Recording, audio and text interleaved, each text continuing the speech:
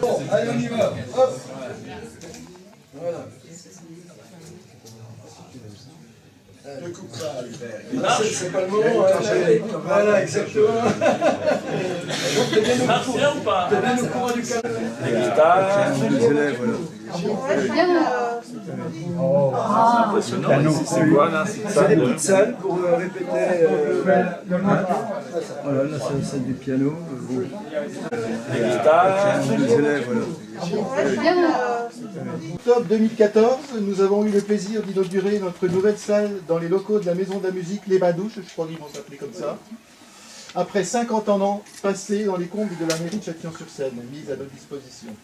Merci à la mairie pour cette magnifique réalisation. Notre chef Jean-Pierre Rambaud, qui a pris ma place à la clarinette, là, et tous les musiciens sont très heureux de pouvoir répéter dans cette salle avec une acoustique équivalente au théâtre Gaston Bernard. Notre déménagement a eu lieu le 21 octobre 2014 avec l'aide précieuse des services techniques de la ville et de ses employés que je remercie ici. Pas moins de 30 mètres cubes de matériel et de partitions à transporter. Je profite de cette inauguration pour inviter tous les musiciens du Châtillonnais ayant envie de pratiquer la musique dans une ambiance sympathique à nous rejoindre. Nous répétons tous les vendredis soirs, ici même, à 21h. Afin de remercier la ville et tous les partenaires ayant contribué à cette réalisation, nous allons vous interpréter 2 morceaux. Bonne soirée. Très bien.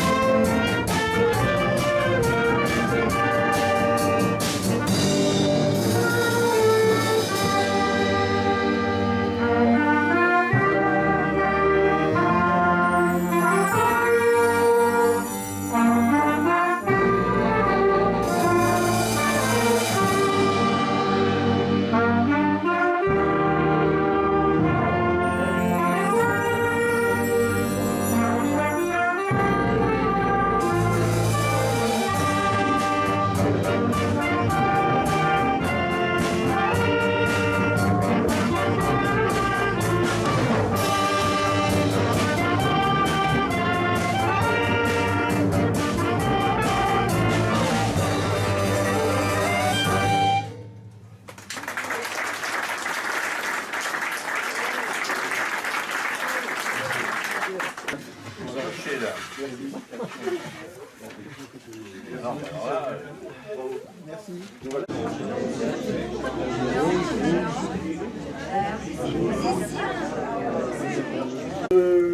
Très rapidement, je vais vous faire un peu l'historique du bâtiment qui a abrité dans le passé les bains-douches, bâtiment propriété donc de la Caisse d'épargne, et je salue les représentants de la Caisse d'épargne. Ce qui veut dire qu'à un moment donné, il a fallu que la ville achète ce bâtiment. Bon, les négociations se sont bien passées, hein, ça a été, je pense que tout le monde s'y est retrouvé. On a trouvé le bon compromis et on est donc devenu propriétaire. Donc merci à la Caisse d'épargne qui avait construit ce bâtiment, vous voyez, dans un style qu'on retrouve un petit peu partout, et c'était les bains-douches. D'ailleurs, on a dégagé le fronton sur la rue de Seine, et vous retrouvez l'écriteau donc bains-douches de l'époque. Parce qu'à l'époque, tout le monde prenait une douche par semaine. Les internes qui étaient dans le lycée en face, c'était jeudi soir. Les plus jeunes venaient prendre une douche en vélo. Ils faisaient 5 ou 6 km. Ils prenaient la douche et puis ils repartaient en faisant la course en vélo. Ils rentraient le soir. Bon, il fallait attendre le jeudi d'après. Hein. Bon, c'est comme ça, mais ils avaient pris la douche quand même. Hein. Jamais bien, hein, c'est ce que je faisais à Spur. Voilà, donc c'était les bains-douches. Et puis ensuite, bien sûr, avec le progrès, les bains-douches ont disparu. C'était le centre des impôts. Alors, on le fréquentait, enfin sans plus, mais il fallait quand même qu'on le fréquente. Hein. Et puis, à un moment donné, on a fait une grosse opération à maîtrise d'ouvrage de la ville. On a regroupé le centre des impôts avec la perception dans un bâtiment tout neuf. Ça a libéré le bâtiment. Et on a eu l'idée donc de regrouper ici tout ce qui concerne la musique sur la ville, à savoir donc l'école de musique qui était mal installée dans les bureaux dans le bâtiment de la mairie, mais enfin il fallait bien au démarrage trouver un endroit. Hein. Alors à un moment donné, il y a eu d'ailleurs M. Rousselet fils qui était le directeur, et je salue d'ailleurs M. Rousselet que j'ai aperçu tout à l'heure, qui a été un membre imminent de la Lyre châtillonnaise. Ensuite, il y a eu Michel Radel qui est là, qui a pris sa retraite au moment où on déménageait. Hein. Là, il n'y a pas de relation de cause à effet. Hein. C'était le hasard. Hein. Et puis maintenant, c'est donc Caroline Martin, que vous avez vu tout à l'heure, hein, qui dirige donc l'école. Il y a donc l'école de musique. Et puis nous avons une chorale, donc maintenant, qui répète dans ce bâtiment.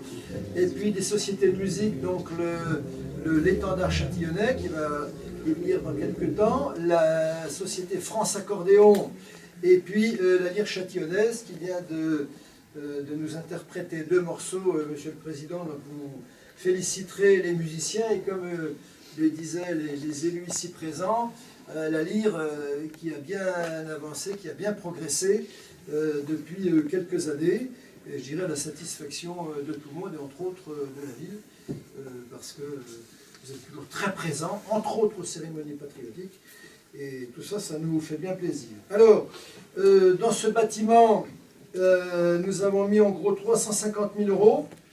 Nous avons été aidés donc, par Leader, j'ai peut-être pas les chiffres exacts, 50 000, voilà. Le département, 72 000 en gros, et la région, 96 000. Voilà, et le reste, c'est de l'autofinancement municipal. Donc merci à tous les financeurs. Hein. On avait un contrat Leader, on espère, monsieur le vice-président, dans les jours qui viennent, redéfendre un nouveau contrat Leader pour le pays châtillonnais, hein, parce que je vais être à Dijon le 9, je vais être auditionné le 9 dans le cadre d'un prochain contrat. On va essayer donc de plaider notre cause. Donc, l'architecte, c'est M. Correa, qui, à première vue, est bien connu dans toute la Haute-Côte d'Or, et même au-delà, peut-être un peu spécialisé dans les bâtiments autour de la musique, avec un acoustique dont il sait bien régler les problèmes. À première vue, ça se passe bien ici. Donc, bâtiment réalisé la satisfaction générale, avec beaucoup d'entreprises du coin, et que je salue. On a ici qui sont présents ce soir, comme quoi quelquefois, c'est pas la peine d'aller à Perpète chercher des entreprises quand on a tout ce qu'il faut sur place. Alors, il y avait de l'isolation thermique, c'est ce qui nous a le soucié le plus, en disant est-ce qu'on va pouvoir répéter ici et puis donner un cours là-bas. Bon, on s'aperçoit à l'usage que finalement tout ça, ça se passe bien. Donc vous avez vu des petits bureaux, l'installation électrique, le chauffage, la peinture, un bâtiment donc de 871 mètres carrés. Alors, on a souhaité, donc avec cette réalisation, je dirais conforter tout ce qui concerne la musique sur la ville. On espère d'ailleurs que ça peut inciter des jeunes, vous savez, des fois ils ne savent pas trop quoi faire, où il y a tellement l'embarras du choix dans le domaine culturel ou dans le domaine sportif qu'ils ne savent pas très bien où se diriger. Donc on espère que ça va les inciter à venir peut-être prendre des cours de musique.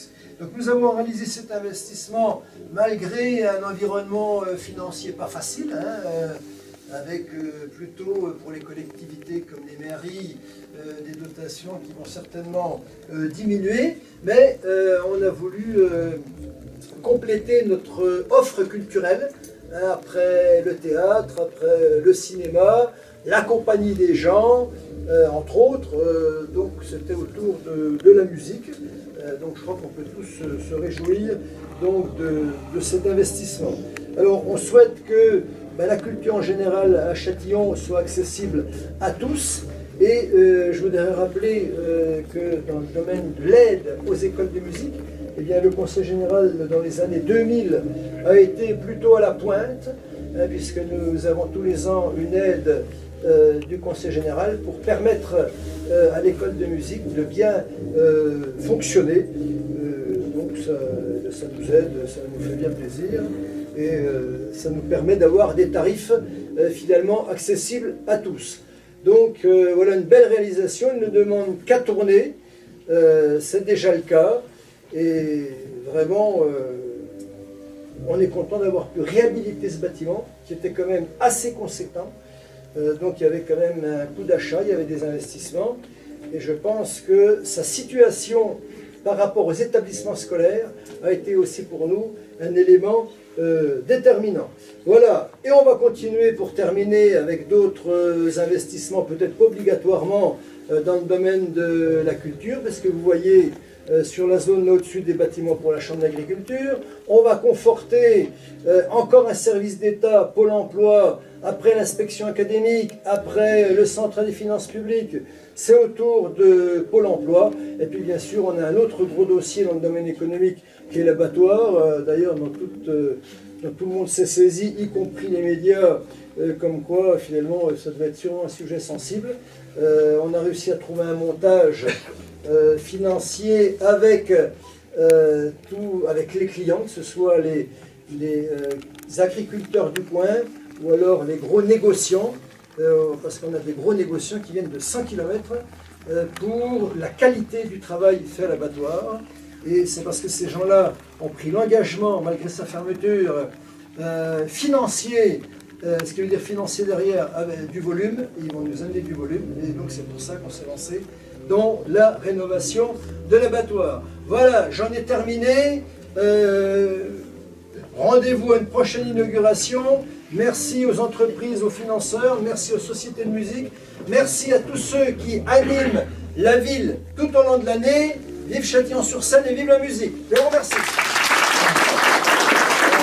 Mesdames et messieurs, vous tous en vos grades et qualités, c'est très bien de faire des évaluations de ce type en commençant par quelques morceaux de musique. Je félicite la Lyre pour sa prestation. Vous avez vu, ça met tout le monde de bonne humeur. Le maire est de bonne humeur, François Solade est de bonne humeur, moi aussi. Une convergence là, de bonne augure de la suite. Et puis, la musique, c'est aussi travailler en harmonie. Et je crois que c'est ce que l'on a su faire entre la région et ce territoire qui a une spécificité, c'est d'avoir une commune centre et autour un ensemble important de communes, mais de petite taille. Et vous avez réussi à trouver les voies et moyens de faire partager à l'ensemble du territoire à la fois une partie des financements, mais aussi une partie des services que vous apportez. Et je crois que on a, au niveau de la région, essayé de participer autant que faire se peut, soit avec le dispositif, soit dans le cadre de contractualisation, que ce soit pour le sport, avec la piscine, avec la problématique du centre équestre, et puis pour la culture, le musée. Vous avez parlé du théâtre, l'école de musique là, donc tout un ensemble qui doit permettre à Châtillon-sur-Seine, effectivement, d'irradier, de diffuser la culture et de permettre la pratique d'activités sportives de qualité. Il n'y a pas de raison de ne pas avoir la qualité et l'excellence avec la taille des équipements adaptés aux besoins de la population. Et je crois que progressivement, vous avez réussi sur Châtillon-sur-Seine à garder cette vie qui est nécessaire au-delà de tout ce que l'on peut concevoir comme première nécessité. On était à l'hôpital avec les services d'urgence il y a quelques instants. Je crois qu'effectivement, quand le projet est bon, et on arrive à mobiliser des financements, on arrive à déplacer les énergies pour faire en sorte qu'elles convergent vers ces réalisations. Alors l'avenir, c'est, vous savez, les difficultés des collectivités avec la part qu'ils prennent à l'assainissement de la situation financière de la France, avec des réductions de dotation de fonctionnement. La région, avec François Patriat, nous avons souhaité garder une part d'investissement important et donc baisser à due proportion le fonctionnement. On a essayé d'être équitable dans cette diminution du fonctionnement en gardant sur nos compétences le budget obligatoire un effet important de qualitatif, et puis ailleurs, essayer de voir comment on pouvait moduler les choses. Mais l'essentiel pour nous est de garder une capacité d'investissement. Et nous déployons aussi une nouvelle programmation en nous appuyant totalement sur la donne européenne, c'est-à-dire une croissance intelligente, travailler et tirer tout vers l'excellence, une croissance qui soit durable, et vous avez parlé, la nécessité de mettre dans le temps tous les équipements qu'on fait en mesurant toutes les conséquences que cela peut avoir sur notre environnement, et puis inclusif, c'est-à-dire qu'il faut que tout le monde puisse bénéficier du développement. Et cela va se traduire dans un premier temps par la contractualisation leader, où vous avez été, comme certains pays, certains territoires, dans la première vague, où on a là aussi, prenant modèle sur les objectifs de l'Europe, demandé de concentrer l'action dans deux axes au choix, soit l'attraction en population, l'activité économique, soit le développement durable et la transition énergétique et écologique sur les territoires. Alors après, ça va être le débat, l'affaire de débat entre nous, mais ce que l'on espère, c'est pouvoir avoir cette première contractualisation en milieu d'année pour qu'effectivement les projets que vous portez puissent s'enclencher. Et puis il y aura une contractualisation spécifique qui va être faite aussi avec l'ensemble des territoires sur lesquels nous travaillons actuellement, mais qui vont reprendre à peu près la même méthodologie que celle que l'on a prise pour les fonds leaders. Or, on va le faire cela naturellement, comme j'ai dit, en faisant en sorte d'axer plutôt sur l'investissement, puisqu'on met en perspective des nouvelles compétences des régions qui sont plutôt dans le domaine stratège et impulsion à donner à l'ensemble des territoires et des activités économiques de Bourgogne et bientôt de Franche-Comté. Voilà, je ne serai pas plus long. Félicitations à tous ceux qui ont porté ce projet, qui l'ont maturé, architectes et entreprises qui l'ont réalisé. Je pense qu'on a vraiment dans une ambiance de qualité. Et puis c'est rare, on peut parler calmement, l'avoir reposé, sans micro, en étant entendu et j'espère compris. Merci.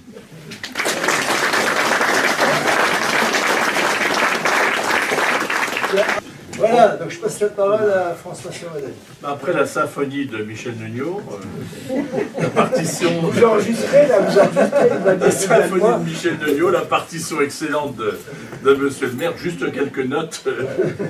Pas discordante, j'espère. Tu verras après, t'en apprécieras. Donc d'abord, moi je trouve que c'est un bon moment déjà pour la ville de Châtillon, pour l'ensemble du pays du Châtillonnais, parce que c'est un équipement qui faisait défaut, il faut bien le dire. Parce qu'auparavant, je me souviens qu'on allait faire des réunions, des permanences à la mairie, c'était très sympathique, on entendait les notes de musique, et donc il fallait trouver une solution. Je crois qu'aujourd'hui, c'est une solution satisfaisante, puis en plus, elle présente un grand intérêt, c'est qu'elle redonne vie à un bâtiment qui a une grande histoire, qui a une longue histoire, et qui se situe dans la ville, à proximité des lieux d'éducation, et donc je trouve que c'est très bien, parce que ça va être pratique, j'allais dire, pour les jeunes notamment, qui vont pouvoir trouver là un cadre pour apprendre tout simplement la musique, et à travers la musique, à travers la culture. C'est aussi un épanouissement personnel, c'est aussi aller rechercher des émotions qui ne sont pas spontanées, et donc c'est la meilleure réponse finalement à l'obscurantisme, c'est la culture. Et c'est le rêve, c'est la possibilité de se former. Et donc c'est un lieu très important, bien réalisé. Donc j'espère que le banquier ne t'a pas trop assassiné à Caisse d'épargne, non? Parce que des banquiers raisonnables, il y en a, surtout quand ils sont mutualistes et avec une belle histoire comme la vôtre. En tout cas, c'est un bâtiment qui retrouve vie, il est bien réalisé. Je veux féliciter aussi l'architecte, les chefs d'entreprise, parce que c'est important aussi que quand on pratique de la musique, on n'ait pas les musiques qui s'entremêlent, et donc on a une sérénité. La troisième chose, c'est que tout ça participe d'une ville qui a beaucoup changé. Et c'est vrai que Châtillon-sur-Seine a une grande importance, et je le dis à Hubert qui le sait bien, pour le département de la Côte d'Or, parce que c'est une ville qui structure le territoire et qui remplit une mission qui dépasse le simple rôle de sa ville, mais qui s'inscrit dans tout le pays du Châtillonnais. C'était les services publics, tu l'as rappelé, le départ du centre des impôts, l'inauguration de celui que nous avons eu, d'ailleurs en présence d'un ministre du gouvernement, je me souviens, de la France, qui était en charge de l'aménagement du territoire à l'époque. Et puis il y a eu toute l'offre culturelle, la réhabilitation et la rénovation, à laquelle tu tenais beaucoup, de notre belle salle Gaston Bernard. D'ailleurs, on aide aussi à la programmation, je veux le rappeler à chacun d'entre vous. C'est que non seulement nous avons aidé à l'investissement, mais ça j'y tiens beaucoup, nous continuons d'aider à la programmation pour vous permettre de trouver une offre culturelle qui soit de bonne qualité, même si elle ne trouve pas son équilibre spontanément par la fréquentation. Donc on continuera, et je le dis, ça fait partie des priorités. D'ailleurs, j'assume, on a baissé les subventions de l'Opéra de Dijon pour pouvoir maintenir, je le dis très simplement, le même moyen dans l'ensemble des salles qui structurent donc le territoire de la Côte d'Or. Et pour la dernière chose, il y a aussi toute la fabrique, la compagnie des gens, enfin tous ces lieux de culture qui vraiment, je trouve, font de Châtillon une ville de rayonnement et une ville attractive. Et je crois que c'est ça aussi qui fait la qualité de vie à laquelle nous aspirons tous. C'est qu'on trouve naturellement de l'emploi. Je sais combien les uns les autres, nous nous y employons autant qu'on le peut malgré la difficulté des temps. Mais c'est aussi apporter toute une série de services à nos jeunes, aux familles, aux moins jeunes, aux toujours jeunes, pour qu'ils puissent avoir l'épanouissement et l'environnement qui leur convient. Alors bravo Hubert, je le dis souvent, Châtillon est un exemple aussi que je veux citer au niveau du département pour sa vitalité. On parle souvent des difficultés du Châtillonnais, elles sont réelles, il ne faut pas les sous-estimer. Mais en même temps, il y a une telle vie, une telle volonté, une telle vitalité, que moi j'espère beaucoup pour le territoire. Et il y a encore d'autres projets qui font l'objet de débats aujourd'hui. Je souhaite que le débat se poursuive, mais qu'à un moment donné, il trouve son terme pour qu'on soit aussi une terre accueillante, qu'on ne soit pas une terre repliée, parce qu'il n'y aurait que des difficultés à se replier sur soi-même. Donc voilà, je trouve que ça démarre bien l'année, même s'il y a eu des difficultés dans notre pays. Ça montre bien que là où il y a de l'énergie, de la volonté, l'envie de faire, et puis la solidarité aussi régionale et départementale, qui devra continuer de s'exprimer. Parce que nos territoires fragiles, il ne faut pas croire que simplement ils pourront vivre sur leur seul engagement, sur leur seule volonté de faire. Et donc il faudra qu'on continue d'accompagner. Il y a aussi un engagement que je prends vis-à-vis de vous tous, c'est qu'il faudra qu'on continue d'aider les écoles de musique. Pas tant pour réellement se professionnaliser, il faut qu'on forme bien nos jeunes, je le dis à la responsable de l'école de musique qui doit être par là, mais aussi pour encourager les pratiques ensemble. La musique, elle a un sens pour soi-même, pour le dépassement de soi, parce qu'évidemment les progrès sont toujours devant, mais en même temps, moi je souhaite que dans le département, on continue d'encourager la musique ensemble, faire de la musique ensemble, parce que ça participe du vivre ensemble. Et c'est vrai que la lyre, quelquefois, ils prennent ça pour une boutade, mais vous avez vraiment progressé. Je ne crois plus, mais chaque année, je vous le dis. Vous savez, j'ai eu l'oreille formée à l'union italienne, et chaque fois je me disais les progressions devant. Mais oui, l'oreille formée à l'union italienne. La campagne, c'est très formateur, Michel. On parle de la ville, Michel. Et donc j'entendais, non mais je ne plaisante pas, je sais l'influence sur la qualité de la musique de la salle.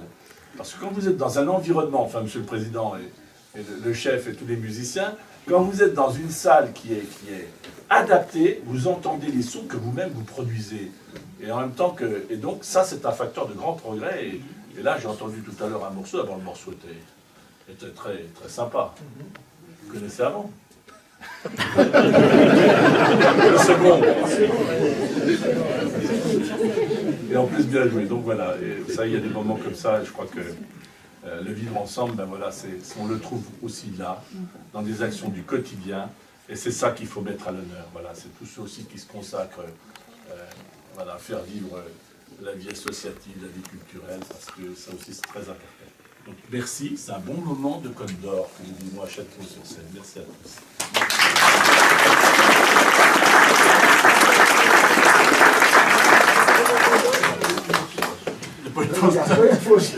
Si j'ai le truc avec Michel Lédio, ça s'arrange. Non, non.